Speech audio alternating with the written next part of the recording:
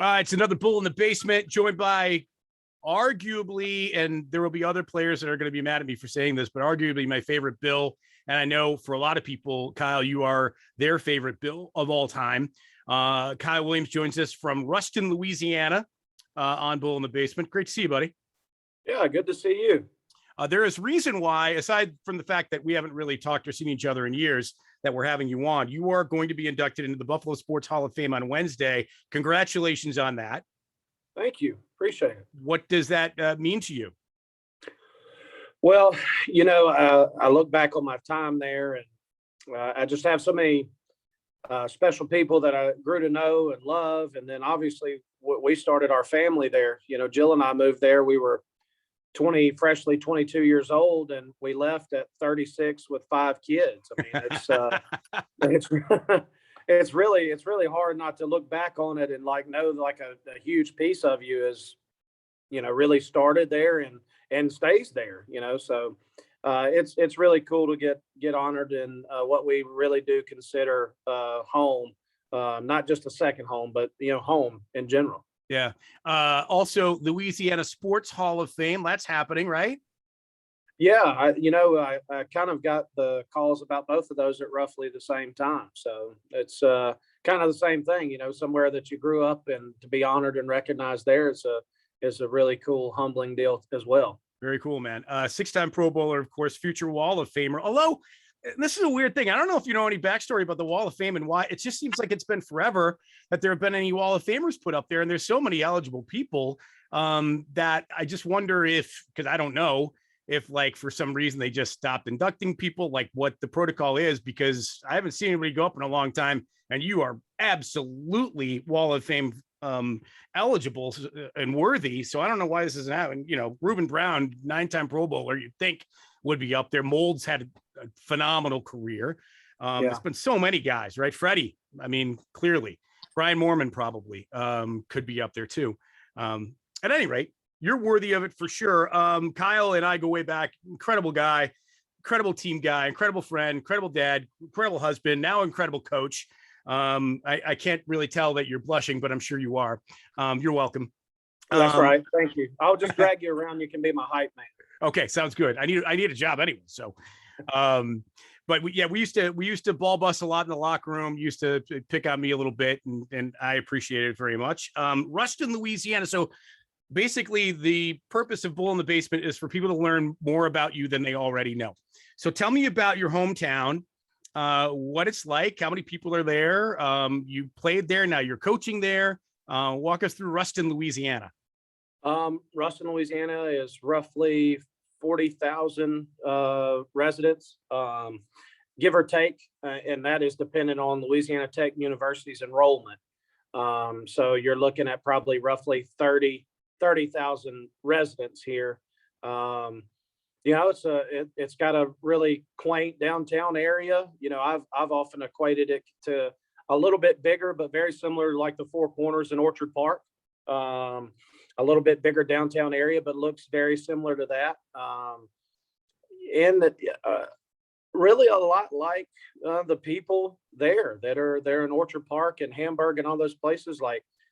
They love where they're from. They love the people, their people. And it's just a sweet place for us to raise 5 kids, and for me to be home and be around family, to get involved with the community here through football and team, which is something that I'm obviously passionate about, and be involved in here with the school system that really, I look back, helped build some foundational things in me that things that I stood on through the course of my career and life up to this point. So hopefully paying some of that forward.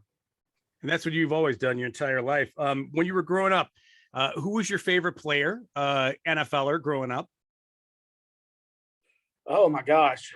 I don't necessarily remember my favorite one player football wise. I just knew that I didn't like Troy Aikman because I think that my middle school girlfriend had a crush on him, or she may have had a poster or something. So I was like, hey, death to Troy Aikman. I like everybody else but him. But I really can't point it. I was really a baseball kid growing up, really liked baseball, I could throw some baseball guys out at you, but football wise, I really didn't get into football until probably junior high. I didn't even know that. That's interesting. So baseball, who was your guy in baseball, and who was your team even? I'm a big Red Sox guy. I love the Red Sox. When I was younger growing up, it was like Canseco and McGuire when they were playing for the A's, hitting all these home runs. And I was always a big Ozzie Smith fan, him doing the flip out on the field. And, I've got an opportunity to meet him and play golf with him. So that's really, really a cool thing. And just lots and lots of different guys. But I was a Red Sox guy. I loved Nolan Ryan when I was a kid, just a lot of different guys for a lot of different reasons. I'm pretty sure you haven't mentioned a Red Sox player. Well, yeah, I didn't mention Wade Boggs and Mo Vaughn. I can go on. When I was in college, Jack Marucci is the head trainer at LSU, who began the Marucci Bat Company about the time that I was in school. Oh my gosh, you're kidding. Yeah, and when all that was kind of getting started through some guys that had come back from playing professional baseball that were now at LSU or playing, some of them were playing football with us. They had seen a bat that Jack had made for his son while he was playing Little League. They're like, man, that's a really cool bat. Can you make me a big one? And then obviously it morphed into what it is now. They're like, hey, man, this guy's making these bats. You need to check them out. Well, I guess it would have been 03 or 04. It's hard to remember exactly. Everything kind of runs together. But the Red Sox are making this run in the playoffs, and he's making bats for Manny Ramirez, David Ortiz. All these guys. And I go, man, I need to see those bats before you send them. I need to rub them and put some good luck on it. So you need to put something about Curse Buster on these bats. And he brings them in, and like Ramirez's bat had like CB24 on it, like Curse Buster 24. And I got to mess with the bats. Well, then they go on and they win the World Series that year. So really kind of a cool story there with like the Red Sox and how I'd always kind of liked them, and, really kind of culminated with that, I guess. So you're the reason. Everyone in Boston, you're welcome. I did them the favor of that in the World Series, and then I took those beatings from Tom on the football field. So I'll be like their favorite prodigal son. Could you have been a two-sport star at LSU? Their baseball team was always no. I was a good player when I was young, and then as I got older, I got big, and I could still hit a little bit as long as the ball went straight. You threw me a curveball, I was going to swing myself into the ground because there was no such thing as like a two-strike approach. I was going full out at it every time. But as I got towards the end of high school, I may have had some opportunities if I stuck with it and really focused on it, but I had kind of geared myself towards football about that time. Right on. Did you ever, were you ever a skill player in football? I played running back and linebacker until my sophomore year of high school.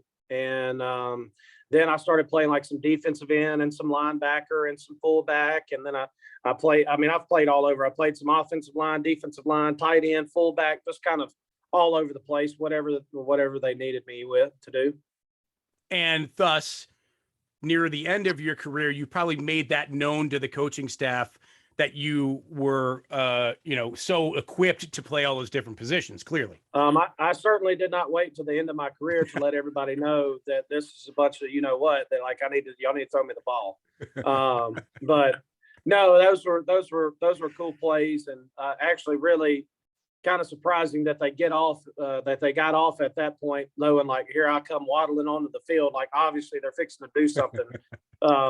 But those were fun to look back on and laugh about, really.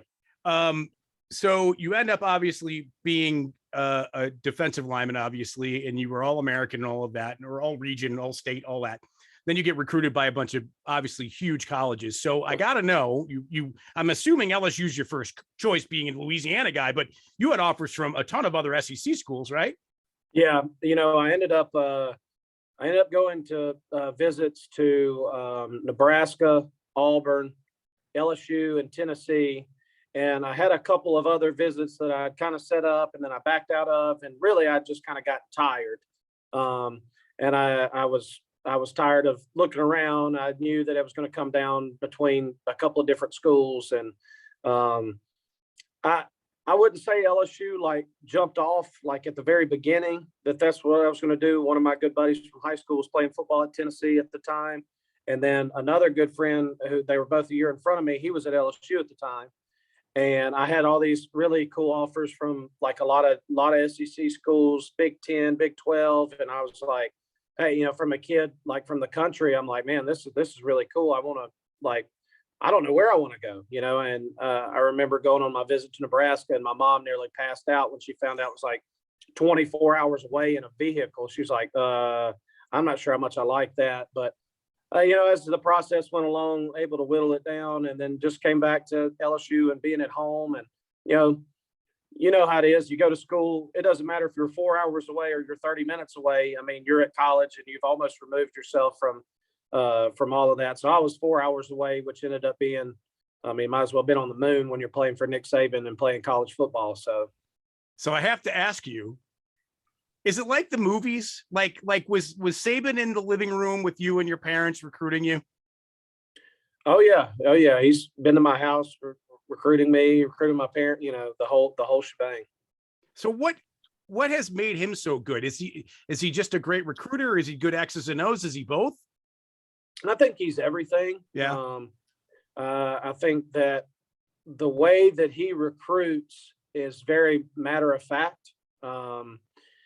He comes in and he lays the facts out for you as he sees them. Especially now, I couldn't imagine being recruited by him now and having a legitimate reason to say no because of all the national championships and all the All-Americans and all the picks he's got and all of that kind of stuff. But, he comes in and he goes, hey, if you want to play 4 championships, you want to have an opportunity to go play in the NFL, you want to do these things, you need to go to school here, which is like tenfold of now what it was then when he recruited me. And then what he also does a good job of is like, for me, you're an 18, 19-year-old kid, and he goes, and you don't know anywhere but home. And it's like, well, what do you think you want to do when you're done? Do you want to live in Louisiana? And I'm sure it's two-pronged. You say yes. And he goes, well, LSU for you is not a 40-year decision. It's a 4-year decision. It's a 40-year decision. People take care of LSU guys here, da-da-da. And if you said, no, I think I want to go do this, it'd be something about the Alumni Association and how big it is. There's an answer for any answer that you give him, but he's very thorough, very detailed. And matter of fact, and I can only imagine that that's more so now. I mean, literally, he could just hand you a piece of paper and go, hey, man, we're going to offer you a scholarship. Like, we'll see you in June after you graduate. And most kids are probably go, So, but you can't, I mean, as much, he was your coach, right? He's the guy that recruited you, but you can't, God, no, you can't root for Alabama, right? I mean, ever. Who, me? Yeah. No, I don't root for Alabama. Yeah, I'd be like pulling for the Patriots. Right, I'd rather have colonoscopy at the dentist before I do that. Just checking. So I mean, let's not get carried away. I mean, right. I do have some hard lines that I won't cross. You are doing this from, it looks like your coach's office. Am I right? Yeah, it's one of our coach's office here at the school. We just walked off the practice field. And you guys are doing very well. In fact, your team, like the Bills, has 2 shutouts this season, to my knowledge. And you are the defensive coordinator for the Bearcats. Is it the Bearcats? Did I get that right? Yes, sir. Okay, good. What kind of coach are you, Kyle Williams? That's probably not for me to answer. I think that I'm fair. I'll tell you when it's good. I'll tell you when it's bad. I've told the kids that I really tell them, like, the first day there, like, hey, my job here is like, hey, to love y'all and give y'all my best. And your job is here to love each other and give each other your best. I said, you'll be able to say a lot of things about me, but you'll never be able to say that I lied to you. Sometimes that's good. Sometimes that's bad. And they would tell you that I can get a bit intense at times, but it's all good. I mean, I think the greatest thing is seeing the kids perform something, better the next day or the next week, and see them grow as the team. I mean, we've got a really young team defensively. We played the defending 4A state champions 2 weeks ago, and I look up in the middle of the fourth quarter, and we have 4 sophomores and a freshman playing defense for us, on a 5A program, playing against the defending state champion, and going out there and battling and getting after it, and we end up winning the football game. So I think when you see kids that are buying into like being teammates and playing hard and everything that's going on, especially when you look up and like we've got a bunch of 14 and 15-year-olds out there playing against a bunch of older kids and some really good teams and holding their own and winning a bunch of games. I said that's encouraging. It's a lot of fun. So is the setting where you are, is it I mean, we know Western New York football is what it is, but it's nothing like it is in the Southeast or the Midwest. Is it Friday Night Lights where all 30,000 Ruston people are at the high school at the game on a Friday night?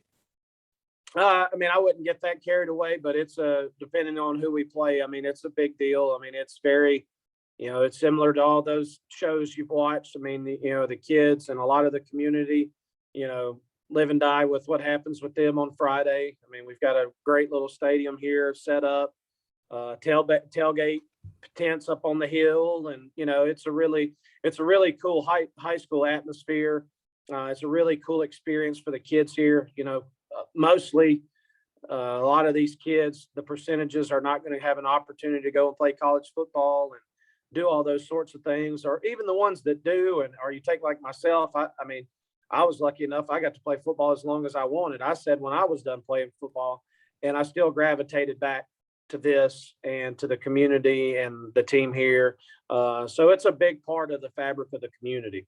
You're a defensive coordinator. Are you a guy that's upstairs or you're on the field? I mean, do you have a preference? Do you have a choice? Like how do you? No, I like being on the field. Yeah. I like looking the kids in the eye. I'm a big believer, like you can get a feel for the game. I was a big believer that when I was playing, like I kind of got a feel for what was going on. So I took my head knowledge from like watching film and knowing all those things, and then kind of got a feel for like looking at people and body language and this and that, and could curve what I was doing to what the feel that I had. So I try to get that similar feeling. I mean, it's a little bit harder, not like being up in the middle of it, but I'm on the field mainly because I want the kids to be able to see me. I can be able to look at them and get feel for the game. Does coaching come naturally for you? I mean, I think some days are more natural than others. I mean, I think anytime that team has been such a big part of your life. And like for me, I mean, really, if you look at my last handful of years playing, I mean, I'm playing with 20 and 21 years old, and I'm 34, 35, 36 years old. So, I mean, I may not have had the title of coach next to me, but a lot of that, like in the meeting rooms and on the field, and it tends to be communicating the same type of way. You're teaching a lot. You're talking about that, making sure everybody's on the same page, all those sorts of things. Is this something like, do you aspire to at some point go to a higher level, or is this is good for you? I don't know. I had some opportunities NFL wise when I got done from a handful of different places, just through relationships I built of coming on staffs and doing some different stuff. I did sort of some loose work for the Bills like that when I was done for a year. I just think right now the place that I'm in, like with my kids and my family, everybody's so young. I mean, I've got a 7th and an 8th grader. My oldest daughter is going to be in high school here with me next year.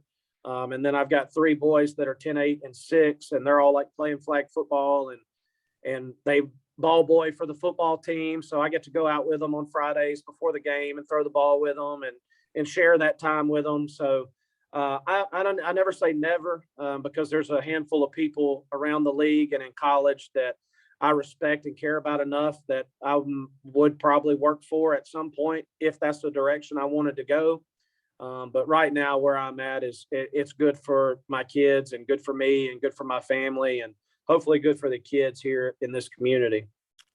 Yeah. So you mentioned working a little bit with the D line over the last couple of years up in Buffalo. Just, you would come in for like a couple days at a time, right? It wasn't like you were here for like a month, right? You were just come in for a No, couple days. I would kind of come in like every other week or Yeah. for a few days through game planning, stuff like that. I spent a couple of weeks at training camp, Right. did some different stuff. So I was kind of in and out, maybe up for a few days, home for a week, sending in stuff through emails or video or tagging stuff, and then come back in the next week for game planning and practice and do some stuff like that. So I was kind of in and out. And the only reason I ask you that is because I think you at some point worked with that Oliver. Am I right? Yeah, that would have been his rookie year. Okay. He appears as though he may this year finally be starting to turn a corner. I don't know how much Bills you've watched, but I wanted to ask you, how much is that him growth, maturity, being in the league X amount of years, and how much of that is Star Lotulelei? I mean, the defensive line with the outside additions and with Star back looks way different than it did a year ago. Yeah, I think there's obviously good points for both. What Star is able to do inside from his nose tackle position, and then I think what you're looking at here with Ed, this is his third year. I think your first year or two, you're trying to pave your way and figure it all out. And I think you come in around year 2, 3. It seemed, at least for me, you get a very good understanding of everything, and then everything just kind of slows down. Everything kind of comes to a halt. You see so much more. You can react so much faster. Once you've been through it a couple of years, like there's really not much that people can throw at you that maybe you hadn't seen. So there's obviously some growth there as far as having get some skins on the wall, so to speak, where you can cut it loose and play faster, and the game starts to slow down for you. How happy are you for the franchise, the direction that it's gone in the last, now 4 years? Obviously they're reaching heights that we haven't seen in this town in 30 years. How excited are you for the Bills program? Well, I couldn't be more excited. I mean, it's such a good feeling. Because even though I try to get up as much as I can, I stay pretty busy doing this. I can imagine, I literally could close my eyes and imagine the buzz in the city, the town, what Sunday mid-morning is like in Orchard Park. It's something that, like, playing there, and especially the years that I spent there, like, that's what you envision. Like, you knew that even though we were like, kind of pushing through the wall through some tough times, you're like, man, if this is what it's like at 7 and 9, 8 and 8, like I could imagine, like, if we can turn the corner here and really, like, when Brandon and Sean and that staff got there, just from spending time with them day to day, communicating with them, I knew then, I'm like, this is fixing to be different. Everything about it was different. The day to day was different. The way you communicate is different. The expectation is different. And as you saw them start to methodically add pieces, you kind of saw it to start to build. And I'm in it when I left, and I told Sean, and Sean teases me. We still talk a lot. I see him, we were in Tahoe together and all this, and he always teases me, hey man, you could still play. Why don't you just come on East back? And I really wish that I could have gone back and I could have started over with Sean and Leslie and Brandon and all them, because that's how much I believe in them. I wish I could have given my whole career to those guys. Now, they'd have probably run me off before everybody else did, but we would have gotten a few good years in there. What are you, so famously, we're all friendly, like Eric Wood famously lost, like, I don't know, 60 pounds or something. He's like skinny now, which is kind of absurd. But he looks good. What are you at playing weight these days? Are you working out? What are you? Man, I worked out like really hard, like when I first got done, and I lost quite a bit of weight. I was eating like a bird, and I was miserable. And I told my wife, I go, I am not fixing to do this. Like, this is not what I'm fixing to do. So I kind of, and then my problem is like, when I really like to hunt, and like when hunting season starts, I like shaking the cup and setting my fire and telling lies and having a big time and eating a really rich meal, and then like, hey man, let's run that back and do it again. So that's jumped on me a little bit, and football coaching has jumped on me. I still work out some. I really kind of gotten back into it, And really today's the first day that I could walk relatively well after kind of starting back. So I'm probably lighter than my playing weight just from, I'm not carrying as much bulk, from working out and all that stuff all the time. But I'm not anorexic. I'm not like 230 running around trying to show my abs off like Wood. You're not running any half marathons anytime soon? I'm not fixing to run anywhere. You see me running, you better run with me. Something's after us. So good. Let's go back to you get drafted by the Bills, 5th round. Do you remember the first thing you thought? About damn time that somebody drafted me. I don't specifically. What are you, Brady Quinn? What are you, Aaron Rodgers? Yeah, I mean, what's going on? Yeah, like I feel, that's why I laugh over the years. I laugh about these guys that like got a giant alligator tail rolling down their face because they had to wait to the 16th pick to get picked. Right. I'm like, let me tell you how that goes. Like when you're standing there in the 4th round and a kicker gets drafted in front of you, you're like, oh, Jesus Christ. But I don't remember specifically thinking anything about Buffalo. My wife's uncle was a strength coach in the NFL for like 20 years. And he had always said, hey, the coldest place I ever coached at was Buffalo, New York. And being a kid from the South, like I didn't know any better. I'm like, oh, cold. It's going to be really cold. And I get drafted to Buffalo. And by that point, I was like, shit, I don't even care. Let's go. I get up here and I'm living in the Millennium Hotel during rookie minicamp. Lived there for 6 weeks. And I get invited by some guys to go play golf. It's like May. I'm like, hey, this is great. And I walk outside in the morning and there's like frost on the ground. I think it was like it had somehow had something come off the lake and it was like 29 degrees. I'm like, what's going on? It's May. I'm like, what in the world is going on? Well, little did I know we're going to fast forward and it's going to be like October and we're going to get like 26 inches of snow. That's my rookie year. So at the beginning, I'm like, oh man, like where are we at?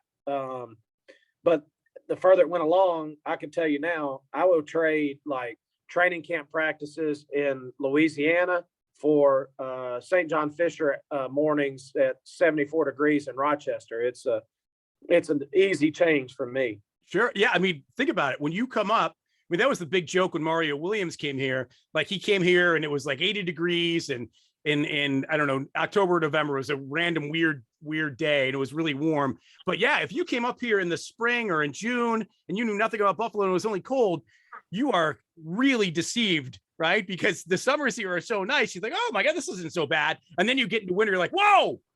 Yeah, wait, like, hold up. But honestly, for me, like playing wise, I mean, I'm a big guy. So like the cold, I mean, yeah, let it be cold. It doesn't bother me. Like we go down to Miami week 2, it's 104. I'm like, oh my God, I'm fixing to die, out here. But hindsight being 2020, I'd have gone to like Wisconsin or something. I'm like, this is what training camp and all this like. I loved playing in the weather. The weather really for me was a non-factor. You mentioned, go ahead. No, I was going to say, like, really and honestly, when it got really bad, I knew that it was going to eliminate like half the guys anyway. Like, guys were not going to like it. They were not going to want to have anything to do with it. I'm like, perfect. Hey, what you don't like is just right for me. And like, I'm good. Let's get after it. You mentioned Tahoe. How do you get so good at golf? Just playing. I played some, like I say, like I farted around with it a little bit when I was a kid, just hitting balls, messing around. And then when I got to school, Andrew Whitworth and I and our other roommates, we got to know the guy who was the head pro at LSU's golf course, the public golf course. So when in the spring, when we weren't in spring football, we weren't practicing, we would go over there and we would spend all day on the weekends and just play and play and play and play. So I started playing more and more. And then when I got out, in the off seasons, when I'd come home from Buffalo, we were living in a country club down there. And I started playing golf with a lot of guys some of them had played college golf. Some of them were like baseball players in college that were now playing that were really good. And I was peeling out hundos left and right, like gambling and playing golf. And I'm getting my teeth kicked in. And I am some kind of competitive. So I'm like, this don't work for me. And I said, we're going to figure this out like right now. And I just started like grinding and practicing. Like I would go work out in the mornings at LSU early, and I would get done. And like I had a little cart, and like my girls that were little bitty toddlers would get on it. And we would like go to the back of the range, and we would go to the practice holes, and like I just grinded on it and worked hard at it. I mean, just really honestly, just like I ever got any good at anything else, like I'm fixing to get good at this, and I'm fixing to work really hard at it. Good for you. I actually, I told my wife that it's American Century, right? Is what it's called in Tahoe. Yeah. I told her I added that to my bucket list because I've never been to Tahoe. The golf course looks amazing. Obviously it's a tremendous resort. And then that tournament is so loaded with like superstar talent, whether it be from TV or movies or sports. It's insane. Like, was there anybody when you've played over the last couple of years, you're like, oh my God, like so-and-so is on the roster. I can't wait to meet him. Was there anybody like that for you or no? I wouldn't say that. Like not as far Smoltz? as I go ahead. What? Not Smoltz? We played a couple of days together 2 years ago, and we had a great time visiting, talking, had a really good time. I think it's like everything else. You see people in the settings that they excel in, and excuse me, some of those people are athletes, some of them are actors, some of them musicians, some of them coaching. But then when you peel all of that back and you're all out there on the golf course, they're all regular people having a good time, like getting on each other, and you really, it's almost like a summer camp feel. Where like if you keep going back, you get to know more and more people, you spend more and more time around each other, and then it just becomes like a big summer camp type deal, and you catch up with people, and they're really just regular people that have just excelled at whatever it is that they're doing. Yeah, for sure. So a couple other things. So I mentioned this whole thing was about, finding more about you than maybe most people know. So do you have an other talent other than something sports? No, that's about all I got. No singing, no art. No, my daughter's a very good artist. She's in like gifted art and does all these things. She's very artistically inclined, and like sometimes we look at each other like we're space aliens to each other. I can be hyper competitive and type A, and she's very like, hey man, it's like I'm painting this bird. I don't have time for that. And so we kind of do this sometimes. I wish I could play an instrument, but I've got these things, right? And like they're like bear paws, and you can't like do anything with them. So I think there's like lots of things. If I could do like the Matrix and just like plug a chip in, like I'd be able to play the guitar and do all these things, but like I've got like this much of that in me. But you can, I'm assuming you're like a smoker guy, like an egg. You got some sort of a crazy, you're going hunting, you got your meat, and I like to cook. I like to cook for my friends and entertain and everything that comes with that, like having a big time, and I enjoy that. So what's your go-to?